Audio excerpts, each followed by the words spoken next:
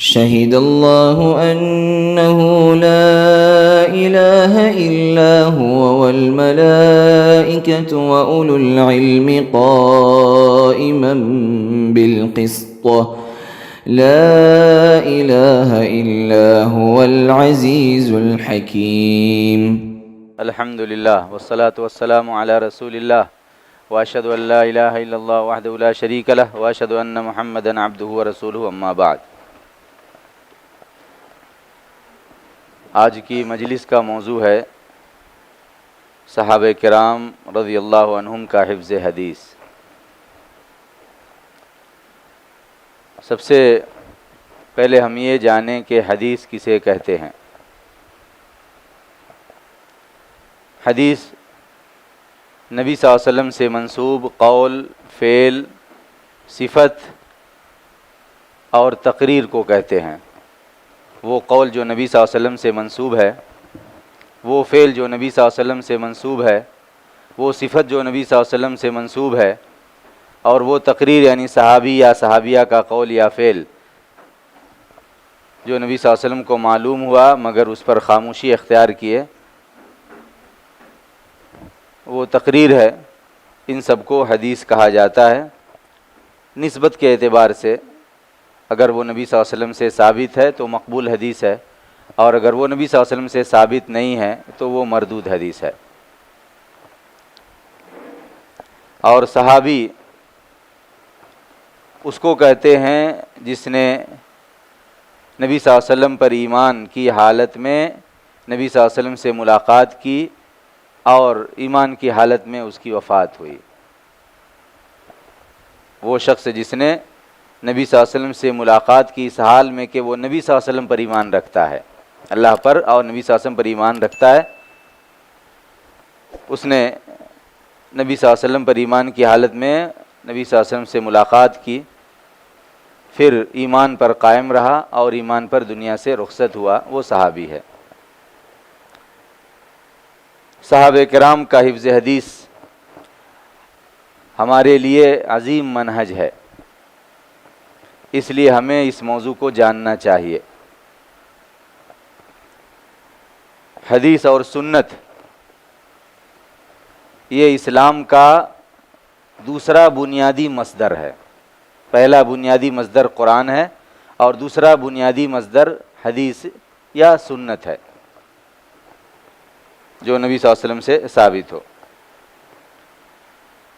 اسلام کا یہ بنیادی مصدر اسی طرح اہم ہے جس طرح قرآن اہم ہے.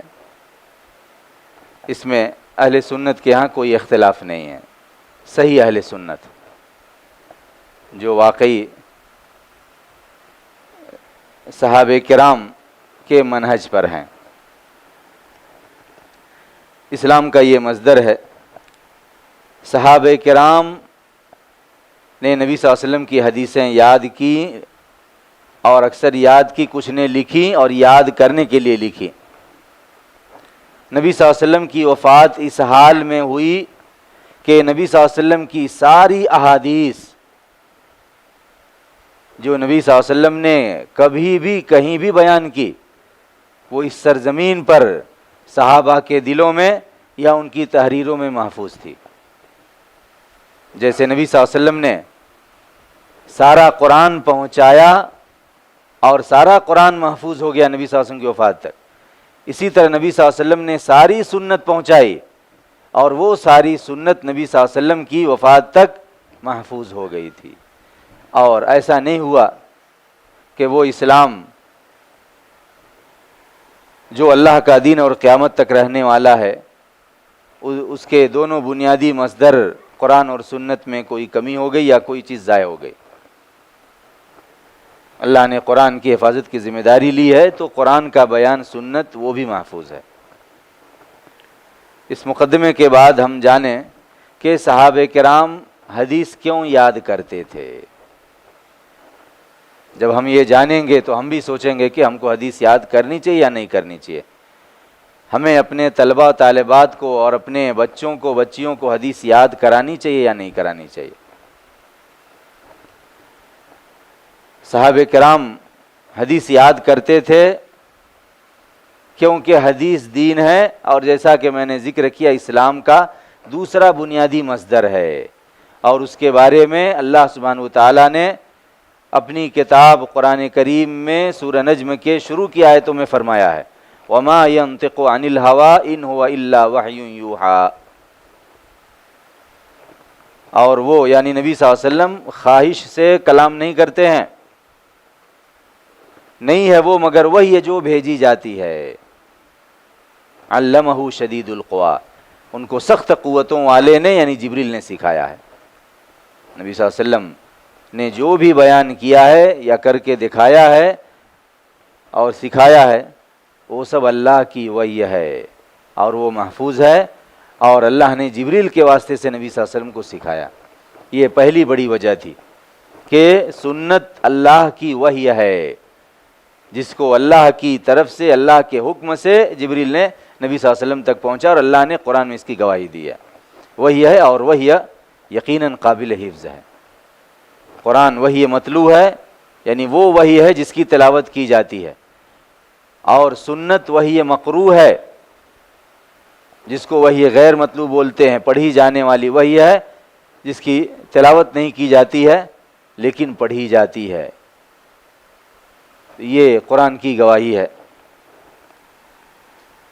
دوسرا سبب یہ ہے کہ نبی صلی اللہ علیہ وسلم نے خود سنت کو اللہ کی طرف سے، سنت کو قرآن کا قرین، قرآن کا ساتھی، قرآن کے مثل قرار دیا ہے۔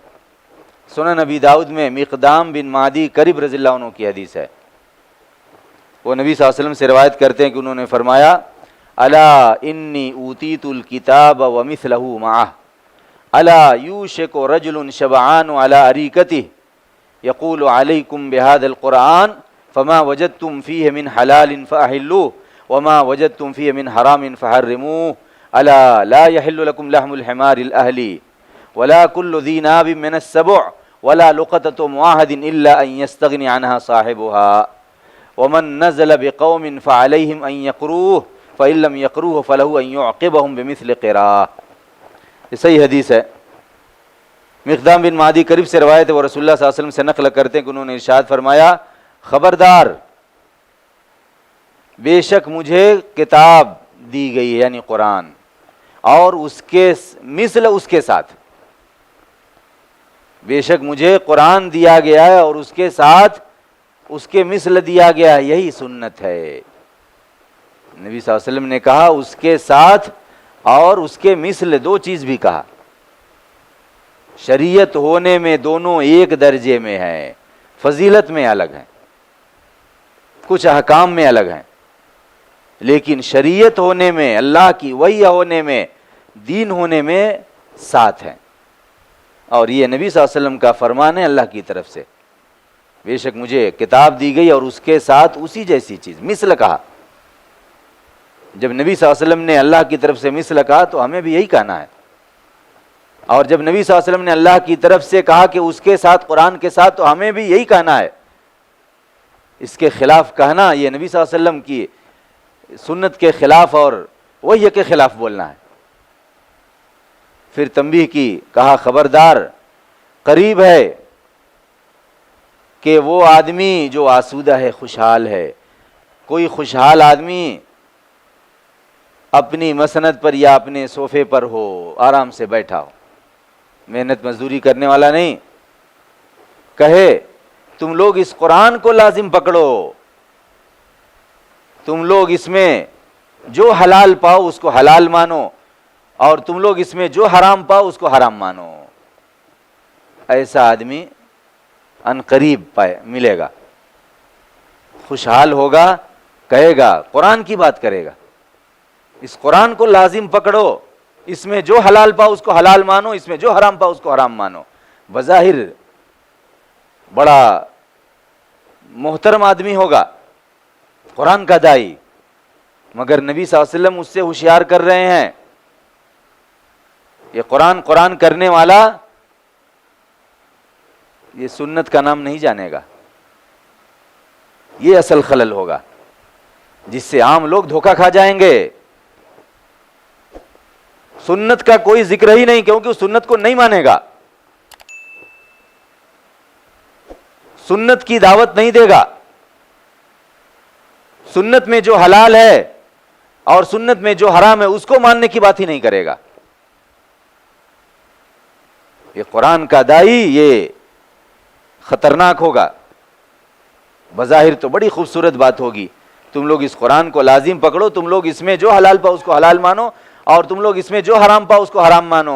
عام آدمی دھوکہ کھا جائے گا، یہ تو قرآن والا ہے، اللہ کی کتاب کو بلند کر رہا ہے۔ نہیں، سنت کا دشمن ہے، وہ سنت کا دشمن ہے، سنت کو مٹانے والا ہے۔ سنت دین ہے، اللہ کی وحی ہے، شریعت ہے، نبی صلی اللہ علیہ وسلم نے مانا ہے، صحابہ نے مانا ہے، کوئی کیسے چھوڑ سکتا ہے؟ 5 وقت کی صلاۃ کا طریقہ قرآن میں کہیں نہیں ملے گا، کچھ چیزیں ملیں گی، کتنی رکعت، ایک رکعت میں کتنے رکوع، کتنے سجدے، کہیں نہیں ملے گا۔ نبی صلی اللہ علیہ وسلم نے اس سے ہوشیار کیا، پھر کچھ مثالیں دے کر کے بیان کیا۔ خبردار، تمہارے لیے پالتو گدھے کا گوشت حلال نہیں ہے، الا لا یحل لکم لحم الحمار الاہلی، خبردار تمہارے لیے پالتو گدھے کا گوشت حلال نہیں ہے، اور نہ ہی درندے میں سے کچلی کے دانت والا، اور نہ ہی کسی ذمی کا گرا پڑا سامان، مگر یہ کہ اس کا مالک اس سے بے نیاز ہو جائے۔ 3 مثالیں دی، ایک مثال اور بھی دی، اور جو کسی قوم پر اترے، مہمان بنے، ان کے اوپر لازم ہے کہ اس کی مہمان نوازی کریں، یہ محتاج کے لیے ہے، بھوکا نہ مرے وہ۔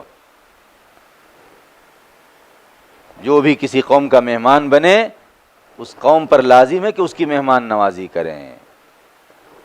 من نزل بقوم فعلم ان یقروہ فإن لم یقروہ، اگر اس کی مہمان نوازی نہ کریں تو اس کو حق ہے کہ ان کو اپنی مہمان نوازی کے برابر سزا دے، یعنی ان سے لے کر کے اپنا پیٹ بھر لے۔ 4 مثالیں دی نبی صلی اللہ علیہ وسلم نے۔ یہ 4 مثالیں قرآن میں نہیں ہیں، سنت میں ہیں، قرآن والے ان کو نہیں مانتا۔ پہلی مثال یہ، پالتو گدھے کا گوشت تمہارے لیے حلال نہیں ہے۔ قرآن میں کہیں بھی پالتو گدھے کے گوشت کی حرمت نہیں آئی ہے، مگر نبی صلی اللہ علیہ وسلم اللہ کی طرف سے بیان کر رہے ہیں۔ سنت کو ماننے والے ان کو مانے گا، سنت کا منکر وہ پالتو گدھے کا گوشت حلال مانے گا اور کھائے گا۔ یہ پہلی مثال ہوئی، سنت میں ہے، قرآن میں نہیں ہے، اس کا مطلب یہ نہیں کہ حلال ہے، سنت میں اس کی حرمت آئی ہے، لہٰذا یہ بھی حرام ہے، جیسے کہ قرآن میں حرام کی ہوئی چیز حرام ہے۔ وَلَا كُلُّ ذِي نَابٍ مِّنَ السَّبْعِ، اور درندے میں سے کچلی کے دانت والا، یہ نوکیلا دانت شیر، چیتے، بلی، کتے کو ہوتا ہے، درندوں میں سے کچلی کے دانت والا وہ بھی حلال نہیں ہے، قرآن میں کہیں اس کی حرمت نہیں ہے۔ کچلی کے دانت سے، نوکیلے دانت سے شکار کرنے والے درندوں کی حرمت قرآن میں نہیں ہے، سنت میں ہے، لہذا حرام ہے۔ شیر، چیتے وغیرہ کا گوشت حلال نہیں ہے، سنت میں اس کی حرمت ہے، گرچہ قرآن میں نہیں ہے، سنت کا انکار کرنے والا وہ حلال مانے گا۔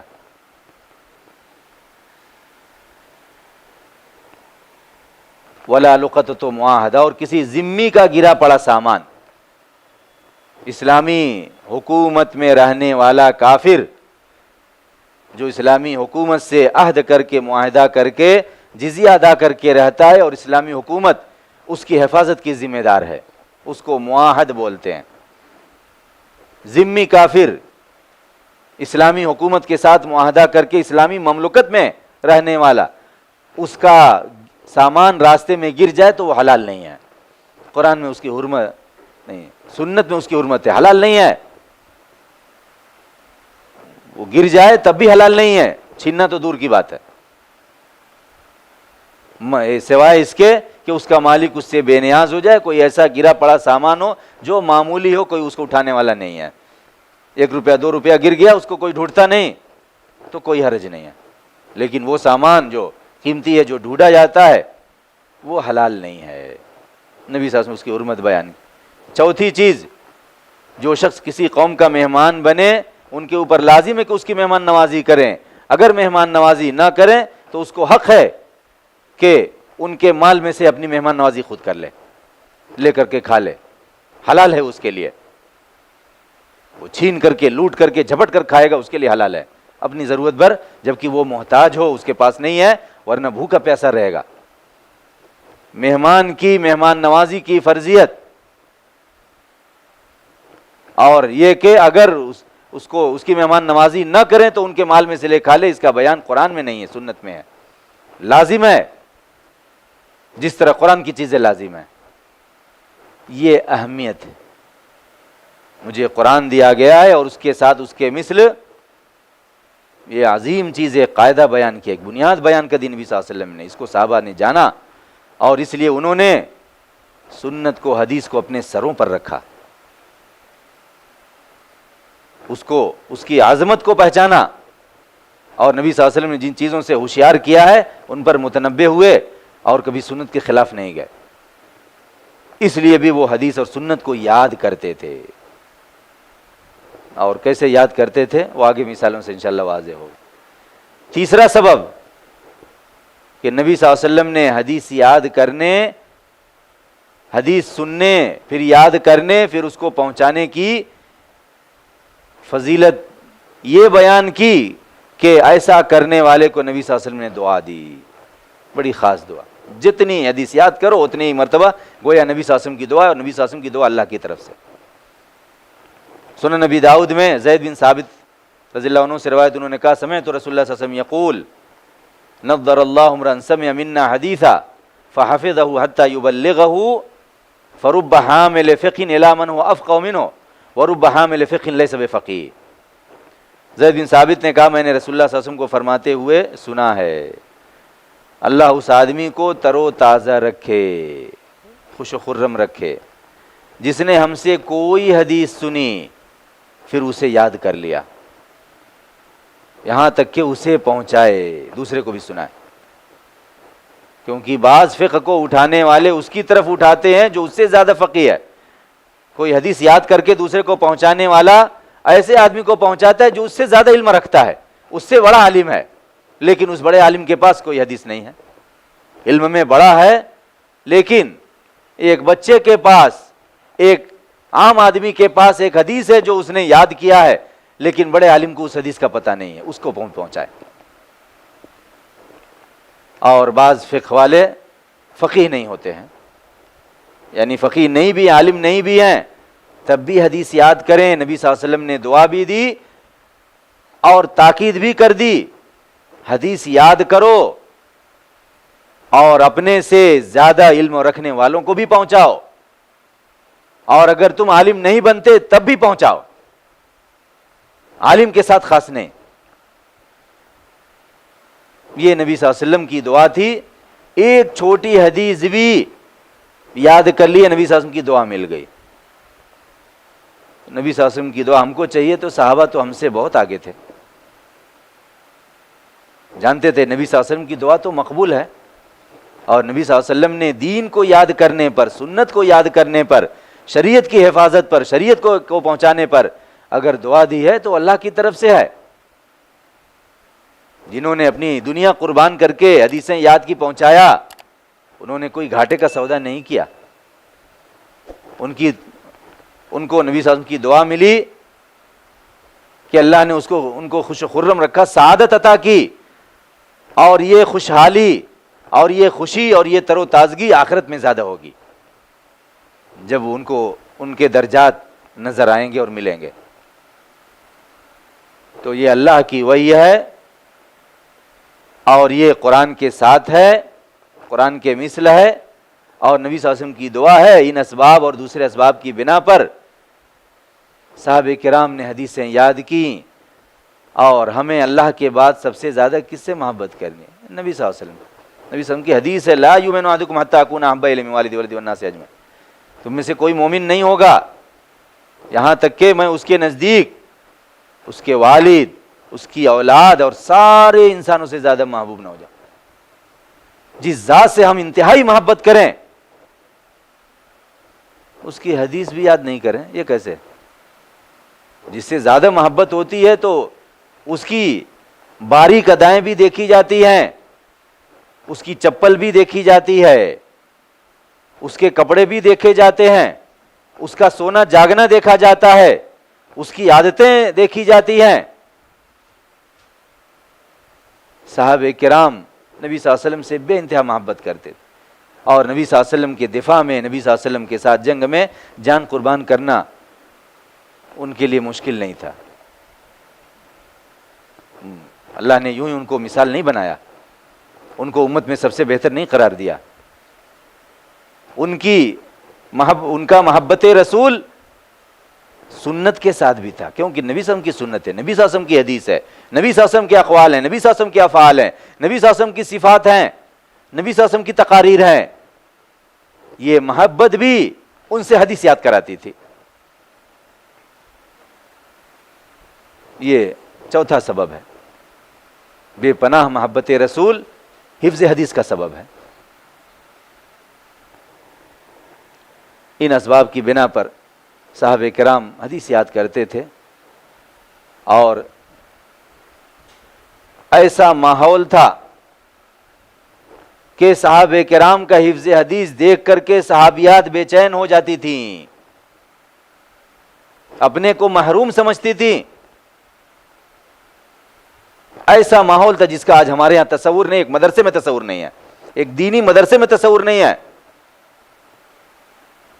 صحیح بخاری میں ابو سعید خدری رضی اللہ عنہ کی روایت ہے، انہوں نے کہا جاءت امرأۃ الی رسول اللہ صلی اللہ علیہ وسلم فقالت یا رسول اللہ ذهب الرجال بحدیثک فاجعل لنا من نفسک یوما نأتیک فیہ تعلمنا مما علمک اللہ، فقال اجتمعن فی یوم کذا وکذا فی مکان کذا وکذا، فاجتمعهن فأتاهن رسول الله صلی اللہ علیہ وسلم فعلمهن مما علمه الله، ثم قال ما منكن امرأة تقدم بين يديها من ولدها ثلاثة إلا كان لا حجابا من النار، فقالت امرأة منهن يا رسول الله أبي اثنين، ثم أعادتها مرتين، ثم قال واثنين واثنين واثنين۔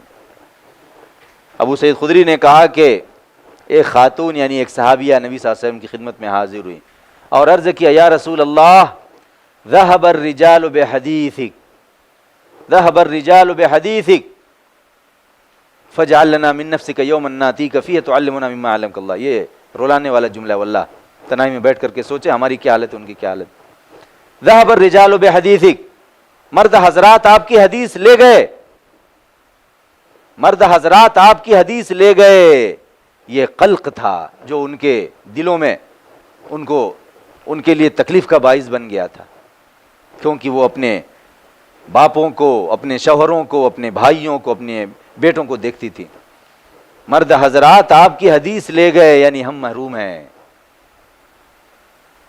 کیا جملہ ہے ان کا، ایک جملے میں فصیح عورت نے ایک جملے میں اس ماحول کی تصویر کھینچ دی۔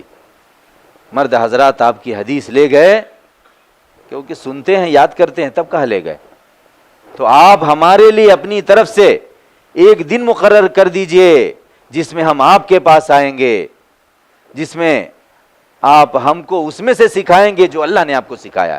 اللہ کا بھی حوالہ دے دیا۔ مرد حضرات آپ کی حدیث لے گئے، آپ ہمارے لیے ایک دن مقرر کر دیجئے جس میں ہم آپ کے پاس آئیں گے، آپ ہم کو اس میں سے سکھائیں گے جو اللہ نے آپ کو سکھایا ہے۔ اللہ نے، یہ صحابیات کا عقیدہ ہے، اللہ نے نبی صلی اللہ علیہ وسلم سکھایا، یہ نہیں کہا کہ عالم الغیب ہیں سب جان گئے ہیں۔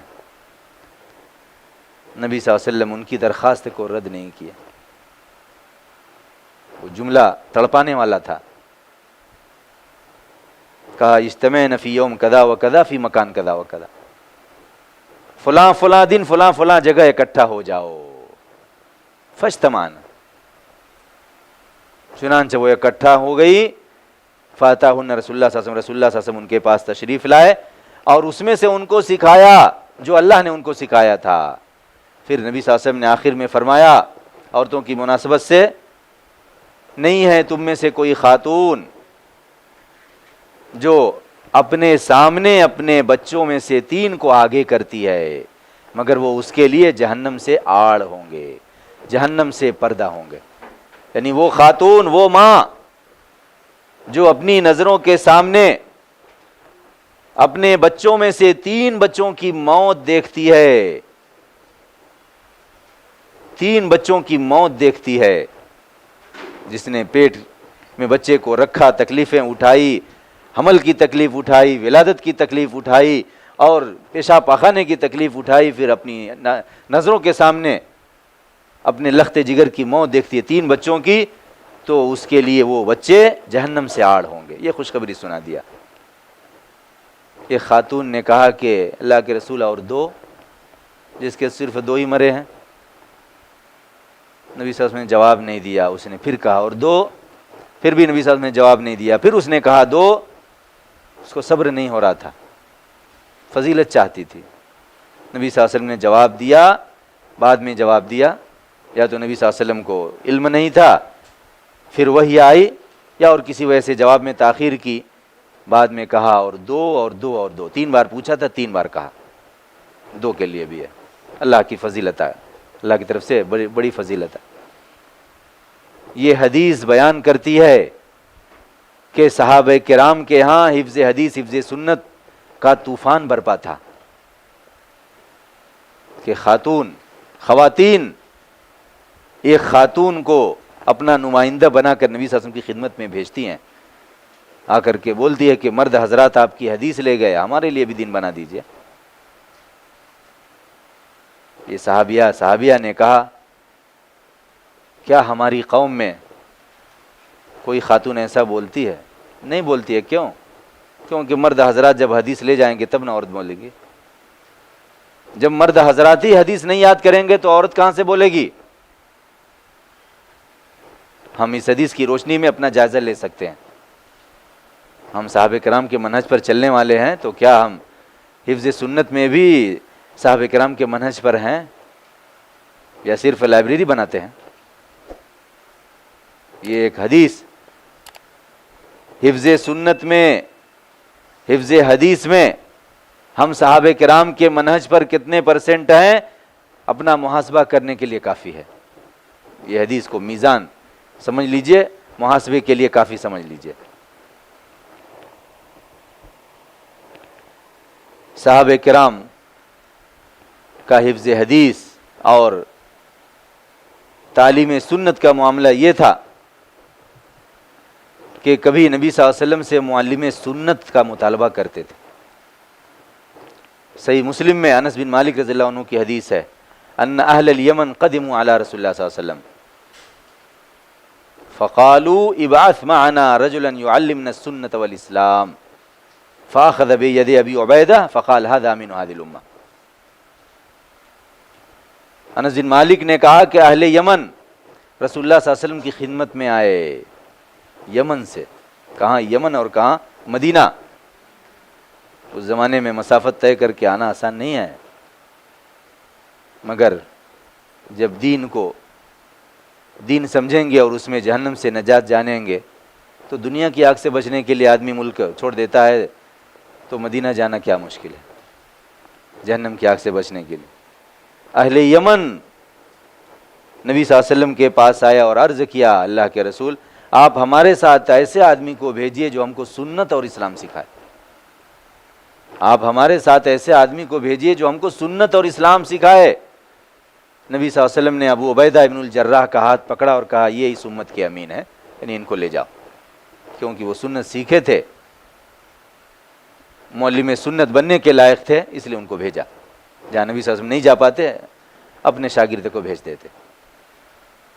یہ سوال بتاتا ہے کہ مدینہ سے دور یمن میں جب اسلام پھیلا تو ان کے یہاں بھی تعلیم سنت کا ایسا جذبہ پیدا ہوا کہ ان کا وفد آ کر کے مدینے میں نبی صلی اللہ علیہ وسلم سے مطالبہ کرتا ہے، معلم سنت اور معلم اسلام چاہیے، استاذ دیجیے، ہم لے جائیں گے جو ہم کو اسلام، دین اور جو ہے سنت سکھائے۔ سنت کا خاص طور سے نام لیا۔ اور اہل یمن میں سے ابو ہریرہ رضی اللہ عنہ ہیں، اللہ ان کو اسلام اور مسلمانوں کی طرف سے جزائے خیر دے۔ یمنی صحابی ہیں، ہجرت کر کے مدینہ آئے اور قرآن کے ساتھ حفظ سنت کے لیے گویا زندگی وقفہ ہے. نبی صلی اللہ علیہ وسلم نے بھی ان کی تعریف کی. ان کی حرص حدیث، ان کا حفظ سنت دیکھ کر کے نبی صلی اللہ علیہ وسلم نے تعریف کی. صحیح بخاری میں ابو ہریرہ کی روایت آئی ہے، انہوں نے کہا قلت یا رسول اللہ من اسعد الناس بشفاعتک، اللہ کے رسول قیامت کے دن لوگوں میں سے آپ کی شفاعت کے ساتھ سب سے زیادہ سعادت مند کون ہوگا؟ کون آپ کی شفاعت پائے گا؟ نبی صلی اللہ علیہ وسلم نے جواب دینے سے پہلے ابو ہریرہ کی تعریف کی. کہا لقد ظننتک یا ابا ہریرہ اللہ یسألنی عن هذا الحدیث احد اول منک لما رأیت من حرصک علی الحدیث اسعد الناس بشفاعتی یوم القیامہ من قال لا الہ الا اللہ خالصا من قبل نفسی. کہا کہ اے ابو ہریرہ میرا گمان یقیناً یہی تھا کہ اس حدیث کے بارے میں مجھ سے تم سے پہلے کوئی نہیں پوچھے گا، کیونکہ میں نے تمہاری حرص حدیث دیکھی ہے. یہ تعریف ہے، دنیا کی کوئی نعمت نبی صلی اللہ علیہ وسلم کے اس تمغے، اس ایوارڈ اور اس جملے کو نہیں پہنچ سکتی. نبی صلی اللہ علیہ وسلم کریں کیونکہ میں نے تمہاری حرص حدیث دیکھی ہے، اس لیے میرا گمان تھا کہ تم سے پہلے کوئی اس حدیث کے بارے میں نہیں پوچھے گا، سب سے پہلے تم پوچھو گے. اور نبی صلی اللہ علیہ وسلم کا گمان سچ ہوا. ابو ہریرہ نے پوچھا، پھر نبی صلی اللہ علیہ وسلم نے جواب دیا کہ قیامت کے دن میری شفاعت کا لوگوں میں سب سے زیادہ سعادت مند وہ شخص ہوگا جو لا الہ الا اللہ اپنے خلوص دل سے کہا ہوگا. لوگوں میں سے میری شفاعت کا سب سے زیادہ یعنی فائدہ اٹھانے والا وہ شخص ہوگا جو خلوص دل سے لا الہ الا اللہ کہا ہوگا. یہ جواب دیا. یہ ابو ہریرہ کی حرص حدیث تھی. آج بھی اگر کوئی ہو تو یقیناً قابل تعریف ہے. اور ابو ہریرہ کی حالت کیا تھی کہ مسجد نبوی میں پڑے رہتے، نبی صلی اللہ علیہ وسلم کو دیکھتے رہتے، کب آ رہے ہیں، کیا بیان کر رہے ہیں. یہاں تک کہ اپنی بھوک مٹانے کے لیے بھی نہیں جاتے تھے، بھوک مٹانے کے لیے بھی نہیں جاتے تھے، یہاں تک کہ بے ہوشی طاری ہونے لگتی. ان کی بگڑتی طبیعت کو دیکھ کر کے بعض لوگ گمان کرتے کہ دیوانہ ہیں، اور ان کے ساتھ نازیبا چیزیں بھی کر دیتے، بیماری دور کرنے کا جو طریقہ سمجھتے. کبھی ابو ہریرہ مسجد کے دروازے پر راستے پر بیٹھ کر کے پوچھتے، کسی جو ملتا اس سے پوچھتے تاکہ ان کی کمزور آواز سن کر کے گزرنے والا چونک جائے کہ کیا بات ہے، ابو ہریرہ کی آواز نہیں نکل رہی ہے. کیونکہ بھوک کے مارے، فاقے کے مارے جو حالت بگڑ جاتی ہے تو آواز کہاں نکلے گی. کوئی پہچان لیتا، کوئی نہیں پہچانتا. ان کی تفصیلی سیرت جب پڑھیں گے تو آنکھوں سے آنسو جاری ہو جائیں گے. کیا حرص حدیث تھی ان کی کہ نبی صلی اللہ علیہ وسلم بھی تعریف کیے. اور جب نبی صلی اللہ علیہ وسلم تعریف کیے تو دنیا کو تعریف کرنی چاہیے. بدبخت ہے وہ انسان جو ابو ہریرہ کی حرص حدیث کو غلط نظر سے دیکھے اور ابو ہریرہ کی برائی کرے، اور ابو ہریرہ کے بارے میں تان و تشنیع کرنے والوں کا انجام دنیا میں بھی برا ہوتا ہے اور آخرت میں جو ہوگا وہ تو دیکھ لیں گے. بے پناہ صبر، کہیں سے بھی کیسے بھی بھوک مٹ جائے، لیکن بھوک مٹانے کے لیے بھی میدان جنگ میں بھی جاتے، وہاں بھی جدھر بھی جاتے نبی صلی اللہ علیہ وسلم وہاں سنت سیکھتے تھے اور سیکھا، اور دنیا نے ان کا لوہا مانا ابو ہریرہ کی اس حرص حدیث. اور یہ بات بھی قابل غور ہے کہ مدینہ میں کوئی صحابی، کوئی صحابیہ، کوئی انسان ایسا نہیں تھا جو ابو ہریرہ کو دیکھ کر کے، ان کے فاقے کو دیکھ کر کے، ان کی حالت کو دیکھ کر کے کہتا کہ میاں یہاں کیا پڑے ہو، جاؤ اپنا پیٹ بھرو، کچھ کماؤ. کوئی نہیں بولتا، کیونکہ جانتے تھے کہ ہم بازار میں جا کے کما رہے، مگر ابو ہریرہ جو کر رہا ہے وہ ہمارے کام سے افضل ہے. ان کی دیوانگی اور ان کی بیماری ان کی کمزوری، ان کی حالت دیکھنے کے باوجود کوئی نہیں بولتا کہ ابو ہریرہ جاؤ کما کر کھاؤ، کیونکہ ان جانتے تھے حفظ حدیث کا مرتبہ، حفظ سنت کی عظمت کو پہچانتے تھے وہ، کہ جو صبر کر رہا ہے، جو پڑھا ہوا ہے، جو سیکھ رہا ہے، وہ گویا ایک فرض کفایہ ادا کر رہا ہے، وہ ان کے کام سے افضل کام میں ہے۔ یہ ابو ہریرہ کی حرص حدیث تھی، جس پر نبی صلی اللہ علیہ وسلم ان کی تعریف کی، اور اس تعریف میں تنبیہ ہے کہ امت کے لوگوں تم بھی حدیث کے حریص بنو، تم بھی ابو ہریرہ کو کچھ دیکھ کر کے سیکھ لو، تم بھی کچھ سنت سے تعلق رکھو، اس میں تنبیہ ہے۔ اور صحابہ کرام کا حفظ حدیث اور حفظ سنت کا معاملہ یہ تھا کہ جو صحابیہ نے کہا تھا کہ مرد حضرات آپ کی حدیث لے گئے، یہ جذبہ چھوٹے چھوٹے بچوں میں بھی تھا، چھوٹے چھوٹے بچوں میں بھی تھا، جو بھی نبی صلی اللہ علیہ وسلم کی چیز یاد کر لیں، یاد کر لیتے اور یاد رکھتے، اور جوانی میں، بڑھاپے میں اور موت کے وقت بیان کیا۔ آپ تصور نہیں کر سکتے کہ اتنا چھوٹا بچہ نبی صلی اللہ علیہ وسلم کی حدیث یاد کیا۔ مسند امام احمد میں صحیح سند سے حسن بن علی رضی اللہ عنہما کی حدیث آئی ہے، ایک حدیث میں 3 حدیثیں ہیں۔ علی رضی اللہ عنہ نے ہجرت کے بعد فاطمہ سے شادی کی، سب سے پہلی اولاد حسن پیدا ہوئے۔ نبی صلی اللہ علیہ وسلم کی وفات کے وقت حسن بن علی کی عمر 8 سال سے کم تھی۔ غزوہ بدر کے بعد 2 ہجری کے بعد علی کی شادی، اس کے بعد اولاد ہوئی، 7 سال کے آس پاس ان کی عمر تھی، مگر حدیث یاد کیے تھے۔ عن ابی الحورہ قال قلت للحسن ابن علی ما تذکر من رسول اللہ صلی اللہ علیہ وسلم قال اذکر من رسول اللہ صلی اللہ علیہ وسلم انی اخذت تمرة من تمر الصدقہ فجعلتها فی فیہ قال فنزعها رسول اللہ صلی اللہ علیہ وسلم بلعابها فجعلها في التمر فقیل یا رسول اللہ ما كان عليك من هذه التمر لهذا الصبي قال ان آل محمد لا تحل لنا الصدقہ قال وكان يقول دع ما يريبك الى ما لا يريبك فان الصدق طمانينة وان الكذب ريبة وكان يعلمنا هذا الدعاء اللهم اهدني فيمن هديت وعافني فيمن عافيت وتولني فيمن توليت وبارك لي فيما آتيت وقني شر ما قضيت انك تقضي ولا يقضى عليك انه لا يذل من واليت تبارك ربنا وتعالى۔ اس روایت میں اتنا ہی ہے، دوسری روایتوں میں اضافہ ہے۔ ابو الحورہ ربیعہ بن شیبان سعدی تابعی ہیں، کہا میں نے حسن بن علی سے پوچھا آپ رسول اللہ صلی اللہ علیہ وسلم سے کیا یاد رکھتے ہیں، یعنی آپ بچے تھے، رسول اللہ صلی اللہ علیہ وسلم سے کیا چیز یاد کیے ہیں؟ یہ سوال کیوں کیا؟ کیونکہ تابعین نے جانا کہ صحابہ کی اولاد بچے بھی نبی صلی اللہ علیہ وسلم سے یاد کر لیتے تھے، تو اس کی مناسبت سے سوال کیا۔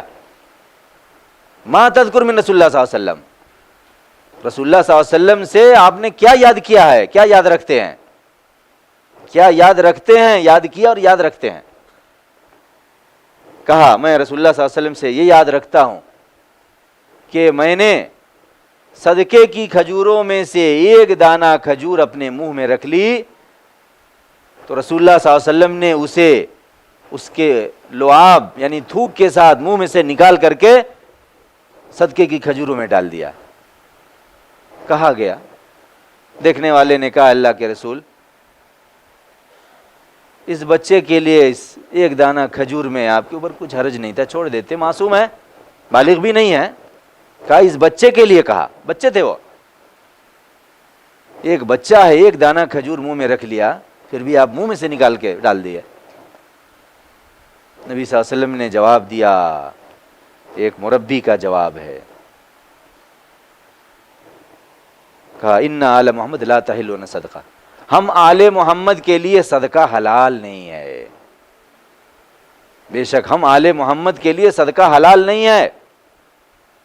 آل محمد میں سے ہے, فاطمہ کی اولاد ہے, گرچہ معصوم تھے مگر ڈھیل نہیں دیا.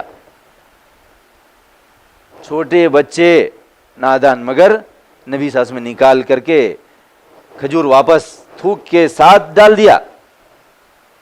حسن بن علی نے اس کو یاد رکھا کیونکہ اس میں دین ہے. ان کے ساتھ جو قصہ ہوا اس میں ساری امت کے لیے تعلیم ہے.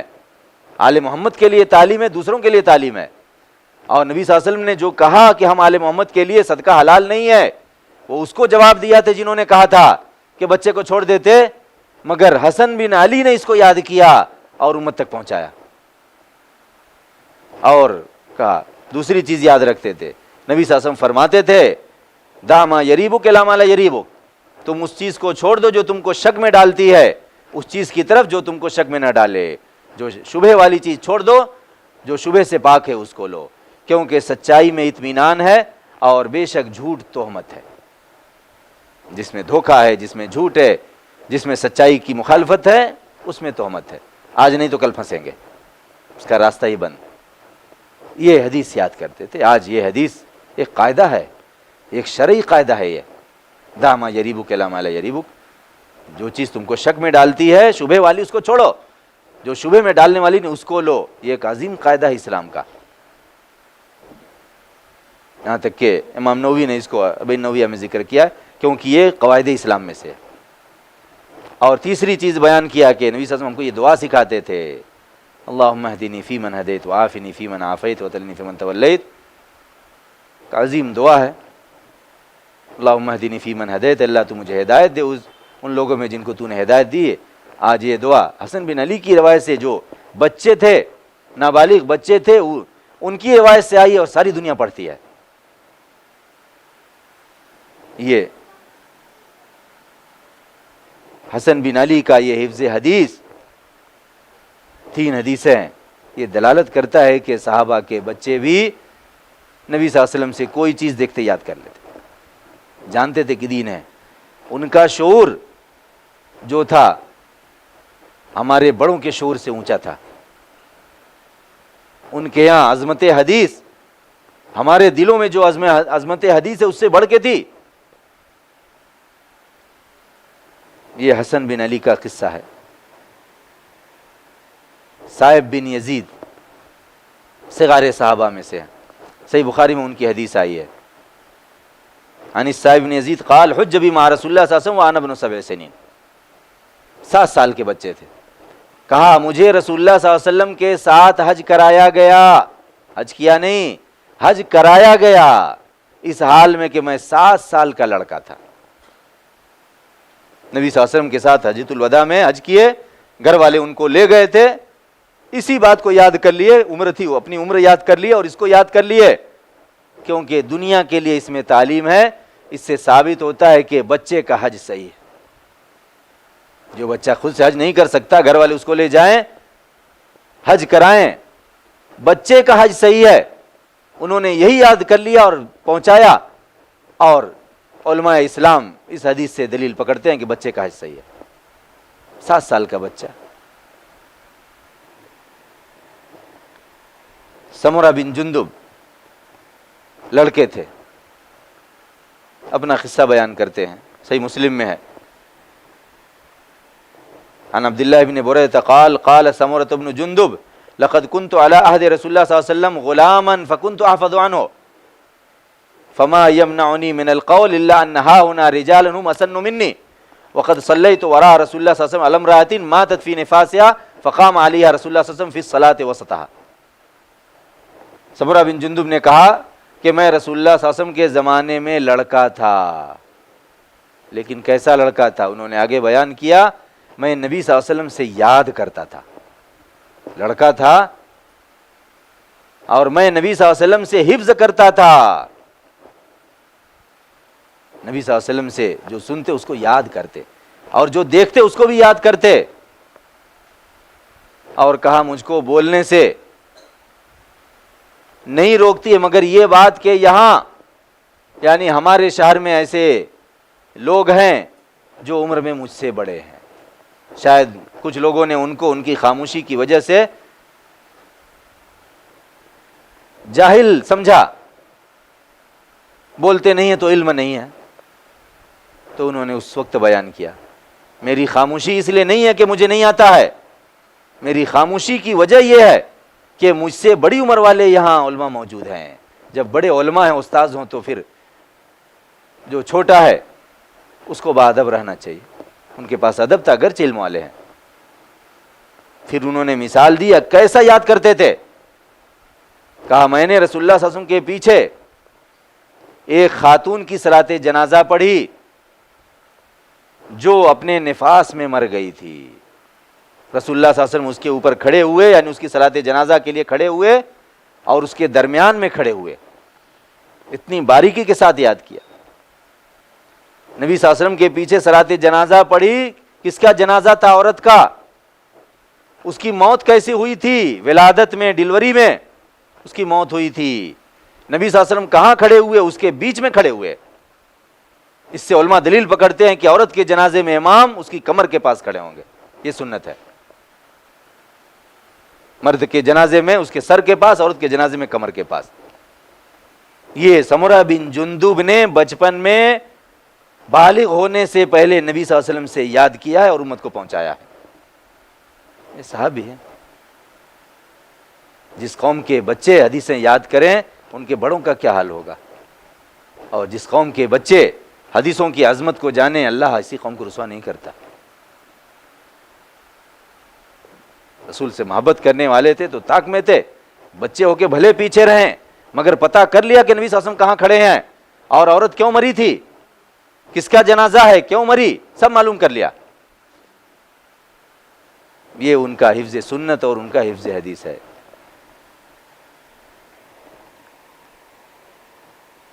عبداللہ بن جعفر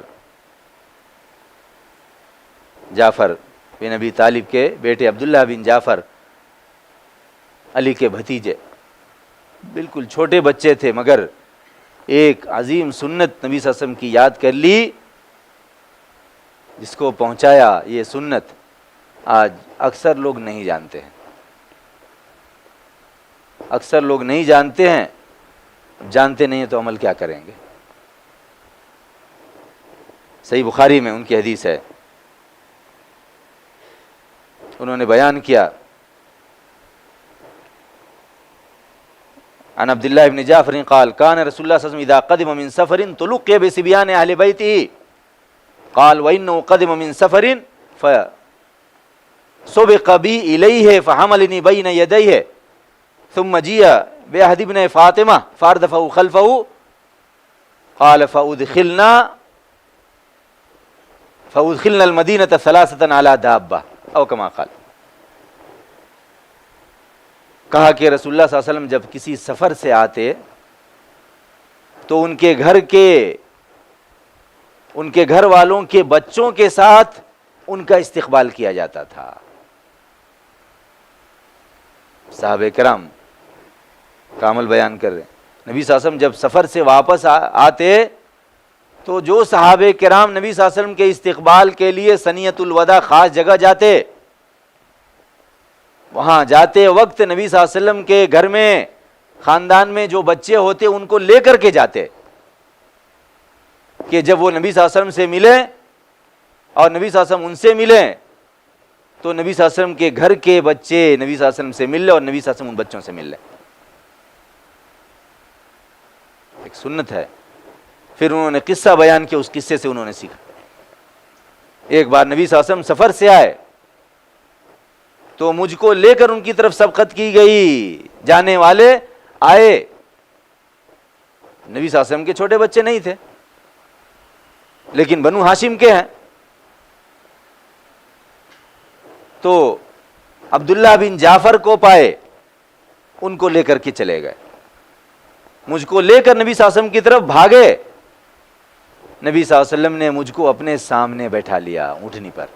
آپ تصور کر سکتے ہیں کتنے چھوٹے تھے. کتنا بڑا بچہ ہوتا ہے جس کو اپنے سوار اپنے آگے بیٹھاتا ہے، پیچھے نہیں چھوڑ سکتا. اور فاطمہ کے 2 بیٹوں میں سے ایک کو لایا گیا، حسن یا حسین کو، ان کو اپنے پیچھے بیٹھا لیا. وہ بڑے تھے، یہ چھوٹے تھے. فادخلنا المدینۃ ثلاثہ علی دابہ، چنانچہ ہم مدینہ میں سواری پر یعنی اونٹنی پر اس حال میں داخل ہوئے کہ ایک اونٹنی پر 3 لوگ سوار تھے، نبی صلی اللہ علیہ وسلم اور ان کے سامنے عبداللہ بن جعفر، اور نبی صلی اللہ علیہ وسلم کے پیچھے حسن یا حسین میں سے کوئی۔ اتنا چھوٹا بچہ جو سوار کے سامنے بیٹھتا ہے وہ بھی نبی صلی اللہ علیہ وسلم کی حدیث یاد کر لیتا ہے اور یاد رکھتا ہے اور امت تک پہنچاتا ہے۔ کیا اللہ تعالیٰ ایسی قوم پر باخبر نہیں؟ بلا وجہ اللہ نے ان کو ترقی نہیں دی تھی، وہ حب رسول کی نیند سوتے تھے اور جاگتے تھے، وہ یاد کر لیے۔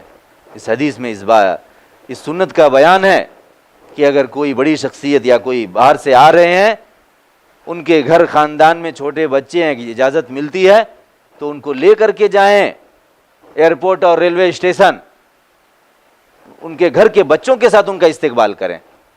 کیا یہ سنت معروف ہے؟ کتنے لوگ جانتے ہیں اور کتنے لوگ اس پر عمل کرتے ہیں؟ یہ انہوں نے بیان کیا۔ عبداللہ بن ہشام دوسرے صحابی ہیں، صغار صحابہ میں سے ہیں، صحیح بخاری میں ان کا قصہ آیا ہے۔ عن ابی عقیل زہرۃ بن معبد عن جدی عبداللہ بن ہشام وکان قد ادرک النبی صلی اللہ علیہ وسلم وذهبت به امه زینب بنت حمید الى رسول اللہ صلی اللہ علیہ وسلم فقالت یا رسول اللہ بایعه، قال رسول اللہ صلی اللہ علیہ وسلم هو صغیر فمسح رأسه ودعا له وكان يذهب بالشاة الواحدة عن جميع اهله۔ ابو عقیل زہرہ بن معبد تابعی اپنے دادا عبداللہ بن ہشام سے روایت کرتے ہیں، ان کے دادا ہیں عبداللہ بن ہشام، کہا کہ اور انہوں نے عبداللہ بن ہشام نے نبی صلی اللہ علیہ وسلم کو پایا تھا، اور ان کی ماں زینب بنت حمید، عبداللہ بن ہشام صحابی کی ماں زینب بنت حمید صحابیہ، ان کو لے کر نبی صلی اللہ علیہ وسلم کے پاس گئے اور کہا اللہ کے رسول اس سے بیعت لیجئے۔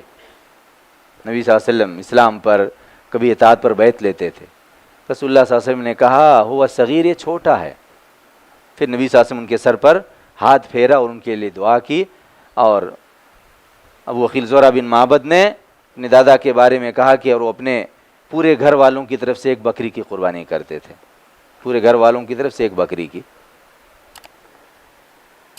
یہ عبداللہ بن ہشام چھوٹے ہیں، ماں اپنے ساتھ لے کر کے جاتی نبی صلی اللہ علیہ وسلم کی خدمت میں، بیعت لینے کے لیے بولتی ہے اور نبی صلی اللہ علیہ وسلم عذر پیش کر دیتے ہیں۔ بیعت ایک عہد ہے جو بالغوں کے لیے ہے، کہہ دیتے ہیں کہ یہ چھوٹا ہے، پھر ان کے سر پر ہاتھ پھیرتے ان کے لیے دعا کرتے ہیں۔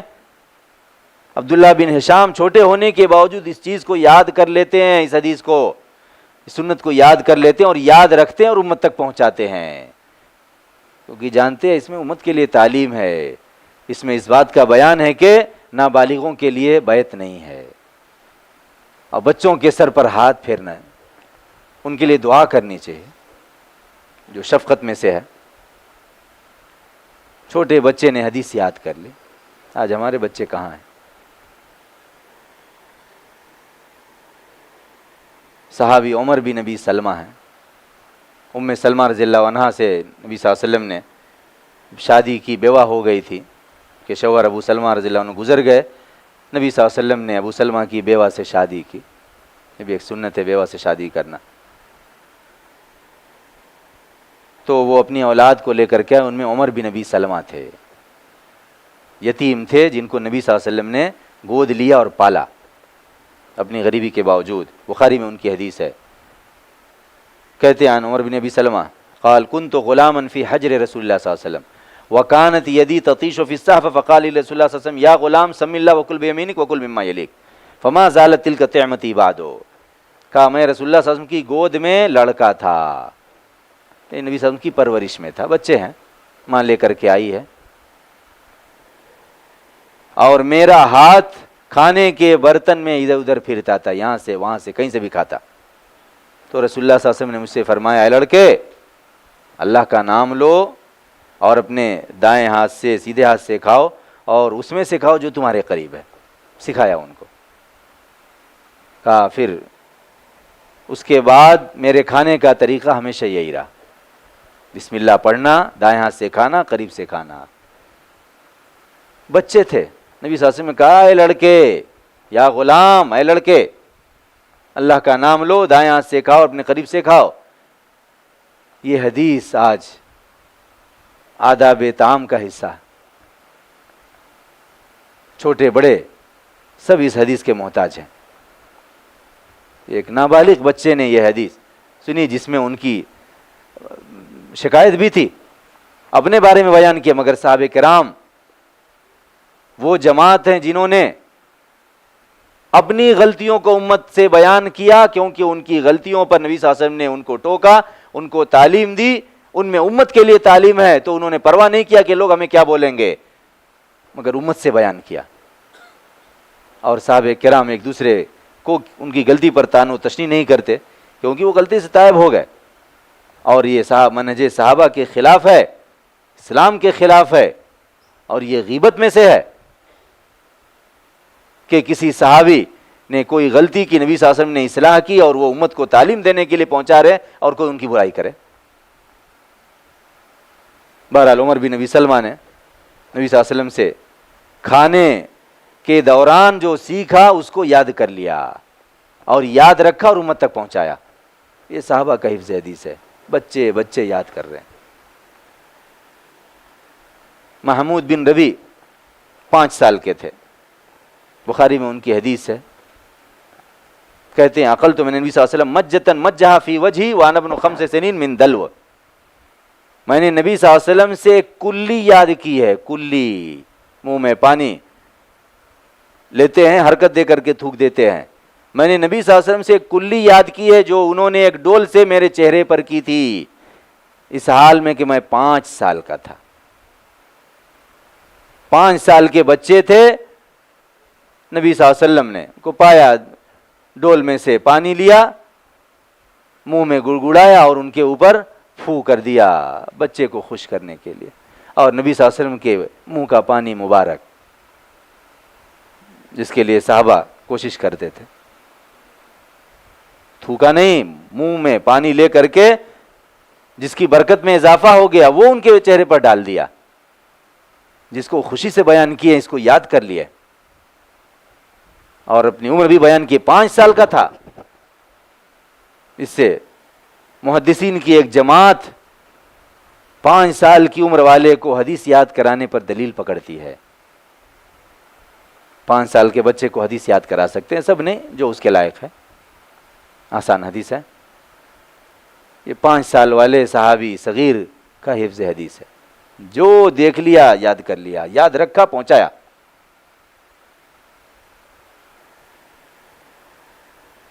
صحابہ کرام حفظ حدیث عجیب تھا. مسور بن مخرمہ ہیں، کل صحیح مسلم میں ان کی حدیث ہے. ہجرت کے 2 سال بعد پیدا ہوئے ہیں. نبی صلی اللہ علیہ وسلم کی وفات کے وقت ان کی عمر کتنی ہوگی؟ 10 میں وفات ہوئی، زیادہ سے زیادہ 8 سال یا اس سے کم. کہتے اقبلت بحجر احملہ ثقیل وعلی ازار خفیف فانحل ازاری ومعی الحجر لم استطع ان اضعه حتى بلغت به الى موضعه فقال رسول اللہ صلی اللہ علیہ وسلم ارجع الى ثوبک ولا تمشي عراتا. کہا میں ایک بھاری پتھر اٹھائے ہوئے لایا، بچے ہیں، بھاری پتھر اٹھائے ہوئے لایا اور میرے اوپر ہلکی لنگی تھی، یعنی لوز بدھی ہوئی تھی. چنانچہ میری لنگی کھل گئی، گر گئی. اس حال میں کہ میرے ساتھ پتھر تھا، بڑا پتھر، اٹھا نہیں سکتے، کسی نے اٹھا کے رکھ دیا، لے کے جا رہے ہیں، رکھ دیں تو اٹھا نہیں سکتے.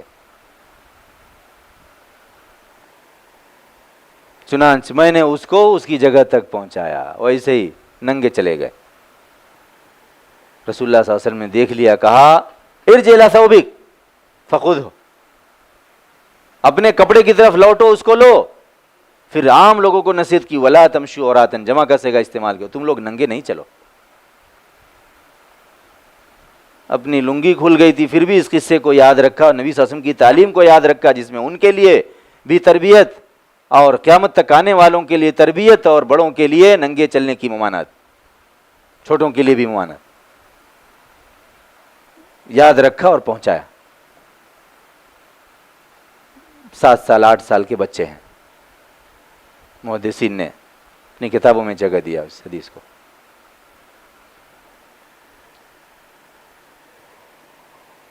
بہت حدیثیں ہیں، کچھ حدیثیں سنا کے درس کو ختم کرتا ہوں کیونکہ میرا وقت 1 گھنٹہ تھا. جامع ترمذی میں ابن عباس کی مشہور حدیث ہے. عن ابن عباس قال كنت خلف رسول الله صلی اللہ علیہ وسلم یوما فقال یا غلام انی اعلمك کلمات احفظ اللہ یحفظك احفظ اللہ تجدہ تجاہک اذا سألت فاسأل اللہ واذا استعنت فاستعن باللہ واعلم ان الامة لو اجتمعت على ان ينفعوك بشيء لم ينفعوك الا بشيء قد كتبه الله لك ولو اجتمعوا على ان يضروك بشيء لم يضروك الا بشيء قد كتبه الله عليك رفعت الاقلام وجفت الصحف. ابن عباس رضی اللہ عنہ نبی صلی اللہ علیہ وسلم کی وفات کے وقت 10 سال کے تھے، یاد رکھیں، کیونکہ انہوں نے بخاری کی ایک روایت میں خود اس کو کہا ہے وَأَنَا ابْنُ 10 سنین قبض النبی صلی اللہ علیہ وسلم وَأَنَا ابْنُ 10 سنین. نبی صلی اللہ علیہ وسلم کی وفات ہوئی اس حال میں کہ میں 10 سال کا تھا. اس واقعے کے وقت 10 سال کے تھے یا اس سے بھی کم کے تھے. کہا میں ایک دن رسول اللہ صلی اللہ علیہ وسلم کے پیچھے تھا، یعنی سواری پر پیچھے بیٹھے ہوئے تھا، سواری پر پیچھے بیٹھا ہوا تھا. کہا اے لڑکے، سامنے نبی صلی اللہ علیہ وسلم ہیں اور پیچھے بیٹھے ہوئے عباس کو مخاطب کر رہے ہیں، اے لڑکے بے شک میں تمہیں کچھ کلمات سکھا رہا ہوں. احفظ اللہ یحفظک، تم اللہ کی حفاظت کرو اللہ تمہاری حفاظت کرے گا. احفظ اللہ تجدہ تجاہک، تم اللہ کی حفاظت کرو تم اس کو اپنے سامنے پاؤ گے. اذا سألت فاسأل اللہ، جب تم مانگو تو اللہ سے مانگو. وَإِذَا اسْتَعْنْتَ فَاسْتَعِنْ بِاللَّهِ، جب مدد مانگو تو اللہ سے مدد مانگو. اور جان لو کہ اگر ساری مخلوق اس بات پر اکٹھا ہو جائے کہ تم کو کسی چیز کے ذریعے نفع پہنچائے تو تم کو نفع نہیں پہنچا سکتے مگر اسی چیز کے ذریعے جس کو اللہ نے تمہارے حق میں لکھ دیا. اور اگر ساری مخلوق اس بات پر اکٹھا ہو جائے کہ تم کو کسی چیز کے ذریعے نقصان پہنچا دے تو تم کو نقصان نہیں پہنچا سکتے مگر اسی چیز کے ذریعے جس کو اللہ نے تمہارے اوپر لکھ دیا ہے. اقلام اٹھا لیے گئے اور صحیفے خشک ہو گئے، تقدیر لکھ دی گئی. تعجب ہوتا ہے، ابن عباس نابالغ بچے ہیں، نبی صلی اللہ علیہ وسلم کے پیچھے سواری پر بیٹھے ہوئے ہیں، سامنے سے نبی صلی اللہ علیہ وسلم ان کو مخاطب کر کے حدیث سنا رہے ہیں اور سواری پر بیٹھے بیٹھے ابن عباس اس حدیث کو ایسا یاد کرتے ہیں کہ یاد رکھتے اور امت تک پہنچاتے ہیں. وہ بھی چھوٹی حدیث نہیں ہے. احفظ اللہ یحفظک احفظ اللہ تجدہ تجاہک اذا سألت فاسأل اللہ واذا استعنت فاستعن باللہ واعلم ان الامة لو اجتمعت على ان ينفعوك بشيء لم ينفعوك الا بشيء قد كتبه الله لك ولو اجتمعوا على ان يضروك بشيء لم يضروك الا بشيء قد كتبه الله عليك رفعت الاقلام وجفت الصحف. اتنی بڑی حدیث ہے جس کو ہم جیسے کو یاد کرنے کے لیے وقت لگتا ہے. سواری پر بیٹھے بیٹھے یاد کر لیے. یہ وہ جذبہ تھا، طوفانی جذبہ جو دلوں میں موجیں مار رہا تھا کہ حدیث نکلی اور گویا کے سراپا ریکارڈر بن گئے. سن لیے، یاد کر لیے، یاد رکھے، امت تک پہنچائے، ذمہ داری سمجھتے تھے. یہ حالت تھی. صحیح بخاری میں معاذ بن جبل کا قصہ ہے، وقت بند کرنا ہو تو بتا دیجئے. انس بن مالک راوی ہے.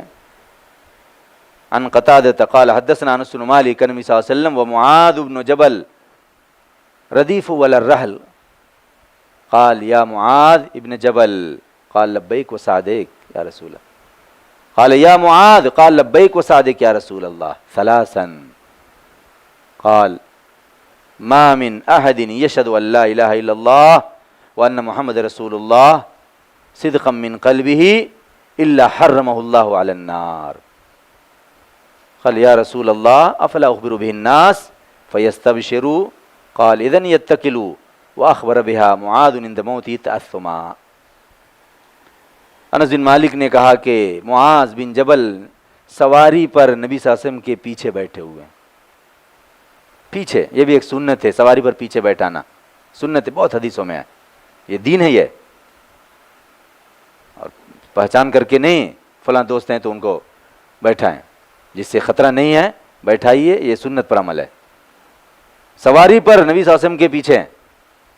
کہا اے معاذ بن جبل، کہا اللہ کے رسول میں آپ کی خدمت میں بار بار حاضر ہوں، آپ کی خدمت مجھے بار بار سعادت مند بنائے. پھر کہا اے معاذ، کہا لبیک و صادق یا رسول اللہ کے رسول میں آپ کی خدمت میں بار بار حاضر ہوں اور آپ کی خدمت مجھے بار بار سعادت مند بنائے. پھر تیسری مرتبہ بھی کہا یا معاذ، کہا لبیک و صادق یا رسول اللہ. 3 بار مخاطب کر کے. کیا یہ نبی صلی اللہ علیہ وسلم کی تعلیم کے طریقوں میں سے ہے. کہا نہیں ہے کوئی جو یہ گواہی دے کہ اللہ کے سوا کوئی حق معبود نہیں ہے اور محمد صلی اللہ علیہ وسلم اللہ کے رسول ہیں، اپنے دل کی سچائی کے ساتھ گواہی دے، مگر اللہ اس کو جہنم پر حرام کر دے گا.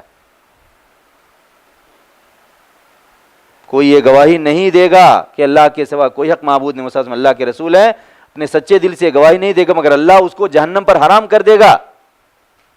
یہ حدیث سنائی. معاذ نے کہا اللہ کے رسول کیا میں لوگوں کو اس کی خبر نہ دے دوں؟ خوش ہو جائیں گے. کیونکہ معاذ بن جبل خوش ہوئے. نبی صلی اللہ علیہ وسلم نے کہا اذن یتکلوا، جب تو وہ بھروسہ کر لیں گے لا الہ الا اللہ پڑھو جنت میں چلے جاؤ. نہیں سنایا. لیکن معاذ نے اپنی موت کے وقت گناہ سے بچنے کے لیے یہ حدیث سنا دی. کیا گناہ تھا؟ علم چھپانے کے گناہ سے ڈرتے تھے، ذمہ داری سمجھتے تھے. جو حدیث سنے ہیں ادھر نبی صلی اللہ علیہ وسلم کی دعا بھی ہے، جس نے ہم سے کوئی حدیث سنی اللہ اس آدمی کو خوش و خرم رکھے، جس نے ہم سے کوئی حدیث سنی اس کو یاد کے یہاں تک کہ اسے پہنچائے. علم چھپانے کے گناہ سے ڈرتے تھے. موت کے وقت ابھی اللہ سے ملاقات کا وقت ہے، ساری گناہوں سے توبہ کرنے کا وقت ہے. اس حدیث کو سنا دیے. گویا ساری حدیثیں پہلے بیان کر چکے تھے، جتنی بھی حدیثیں نبی صلی اللہ علیہ وسلم سے سنے تھے سب بیان کر چکے تھے، یہ حدیث بچی تھی. موت کے وقت سنا دیا اس گناہ میں نہ پھنسیں، تو یہ حدیث عام ہو گئی. نبی صلی اللہ علیہ وسلم سے ان کی حیات میں سنے. سن 18 ہجری میں ملک شام میں امواس جگہ میں طاعون پلیگ آیا، جس میں معاذ بن جبل کی بھی وفات ہوئی. فضیلت والی موت تھی.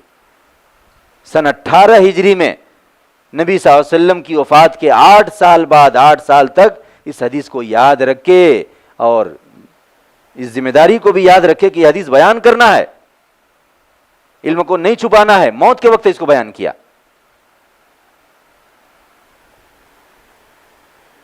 اتنا پکا یاد رکھتے کہ موت کی دہشت بھی ان کے حفظ حدیث کو برباد نہیں کرتی. سبحان اللہ. اور ذمہ داری تھی. کچھ تاخیر ہو جائے تو معاف کیجیے. صحیح مسلم میں عبادہ بن صامت کا قصہ ہے. عبادہ بن صامت کے بارے صحابہ میں سے ہیں اور ان بہادر صحابہ میں سے جنہوں نے نبی صلی اللہ علیہ وسلم کی ہجرت سے پہلے مکہ میں آ کر کے رات کی تاریکی میں نبی صلی اللہ علیہ وسلم کے ہاتھ پر بیعت کی تھی. مکہ میں جان کے خطرے کے باوجود گویا کہ اپنی جان کو خطرے میں ڈال کر کے بیعت کی تھی اور نبی صلی اللہ علیہ وسلم نے ان کو انصار کے سرداروں میں سے مقرر کیا تھا. یہ ان کے فضیلت والی. اور عمر بن خطاب نے ان کو اپنی خلافت میں فلسطین میں معلم قرآن بنا کر کے بھیجا اور وہیں پر باقی زندگی معلم قرآن بن کر کے فلسطین میں گزار دیے. مقام رملہ میں ان کی وفات ہوئی 34 ہجری میں خلافت عثمان میں.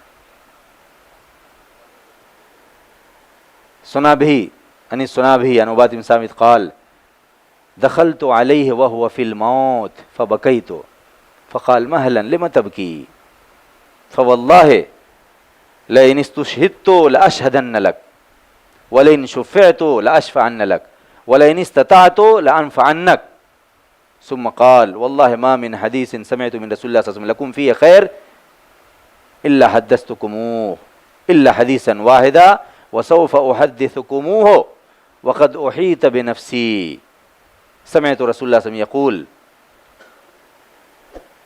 من شہد اللہ الہ الا اللہ وان محمد رسول اللہ حرم اللہ علیہ النار.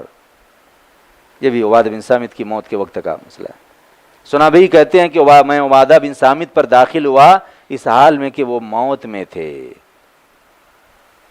موت قریب تھی، موت کے بستر پر ہیں. داخل ہوا اور میں رونے لگا. شاگرد ہیں، استاذ کو موت کے وقت دیکھ کر کے رو پڑے.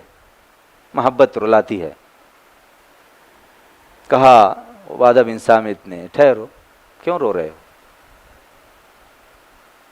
میت نہیں رو رہے ہیں، شاگرد رو رہے ہیں. کہا ٹھہرو، کیوں رو رہے ہو؟ قسم اللہ کی، اپنے شاگرد سے محبت. دیکھیے اگر مجھ سے گواہی طلب کی جائے گی تو میں تمہارے حق میں گواہی دوں گا، اور اگر میری شفاعت قبول کی جائے گی تو میں تمہارے حق میں شفاعت کروں گا، اور اگر میں طاقت رکھوں گا تو تم کو فائدہ پہنچاؤں گا. پھر کہا، صحابی ہیں، صحابی کی طرف سے یہ بات ایک بڑی بات ہے. پھر کہا اللہ کی قسم نہیں ہے کوئی حدیث جو میں نے رسول اللہ صلی اللہ علیہ وسلم سے سنی تھی جس میں تمہارے لیے خیر ہے مگر میں نے اسے تم سے بیان کر دیا، مگر ایک حدیث. دیکھیے کیا ذمہ داری تھی. جتنی حدیث کا علم حاصل کیے ایک چھوڑ کے سب بیان کر دیے، سب بیان کر دیے. کون سا عالم ہے جس نے ساری حدیثیں جتنی پڑھی ہیں سب بیان کی ہوں؟ مگر وہ کہہ رہے ہیں، اللہ کی قسم کھا کے کہہ رہے ہیں مگر ایک حدیث، اور عنقریب میں اسے تم سے بیان کروں گا اس حال میں کہ میری جان کو گھیر لیا گیا، یعنی موت کا وقت آ چکا ہے. جانتے ہیں بس چند گھڑیوں کے مہمان ہیں، اس موت کے بستر پر بیان کر رہے ہیں. میں نے رسول اللہ صلی اللہ علیہ وسلم کو فرماتے ہوئے سنا ہے، جس نے گواہی دی کہ اللہ کے علاوہ کوئی حق معبود نہیں، محمد صلی اللہ علیہ وسلم اللہ کے رسول ہیں، اللہ اس کے اوپر جہنم کو حرام کر دے گا. موت کے وقت بیان کیا. نبی صلی اللہ علیہ وسلم کی، نبی صلی اللہ علیہ وسلم سے سنا ان کی زندگی میں. سن 34 ہجری میں وفات پائے مقام رملہ میں فلسطین میں. اگر آخر میں بھی نبی صلی اللہ علیہ وسلم سے سنا تو بھی کم سے کم 24 سال یاد رکھے. 24 سال کے بعد موت کے بستر پر بیان کر رہے ہیں، اور بوڑھے ہیں، 72 سال 72 ایئرز کے بوڑھے ہیں، بیان کر رہے ہیں حدیث.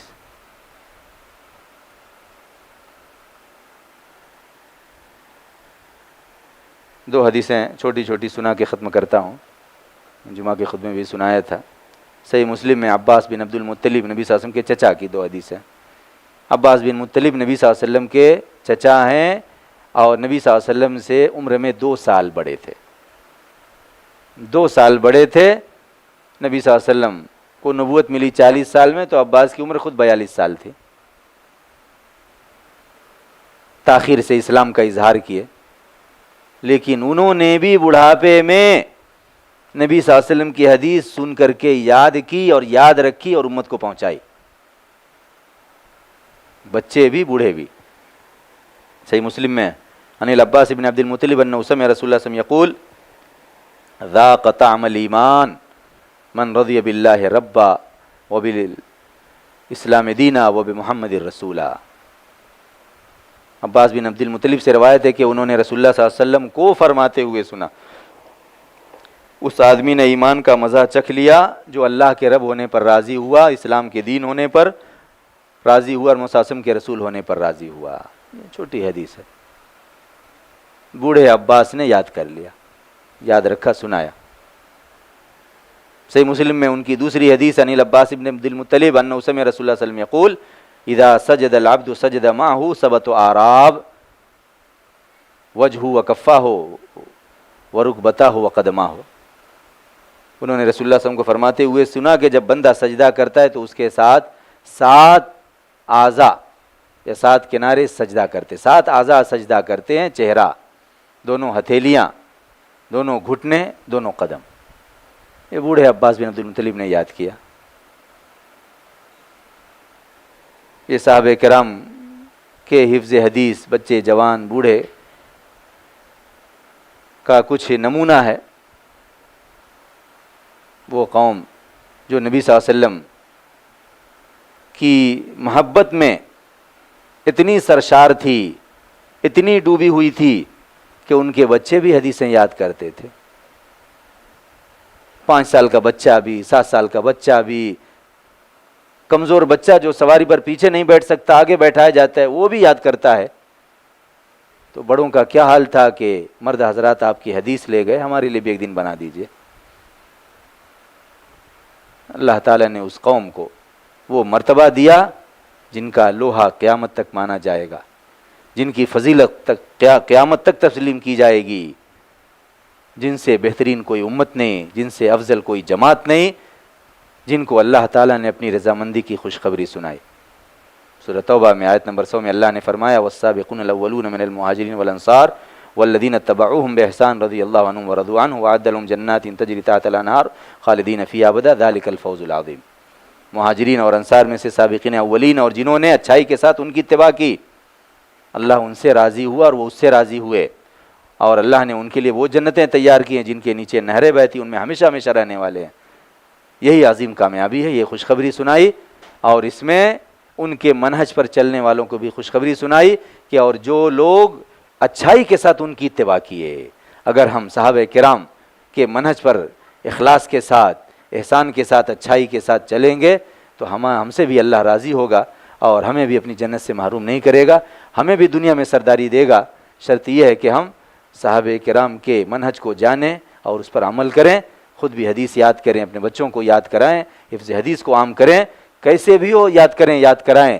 سنت کا مرتبہ بلند کریں گے، اللہ ہم کو بلند کرے گا. اللہ تعالیٰ سے دعا ہے کہ ہمارے دلوں میں نبی صلی اللہ علیہ وسلم کی محبت کو بڑھا دے، ہمارے دلوں میں حفظ سنت کی سے محبت کو بڑھا دے، ہمیں بھی حدیثیں یاد کرنے والوں میں سے بنائے، ہماری اولاد کو بھی حدیثیں یاد کرنے والوں سے بنائے.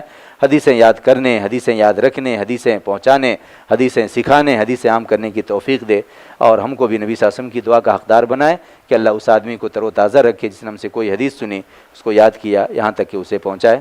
اللہ تعالی ہم سب کی مغفرت فرمائے، ہماری اس مجلس کو قبول کرے اور ہمیں دنیا آخرت میں اپنے فضل سے نوازے. آمین. وآخر دعوانا الحمدللہ رب العالمین.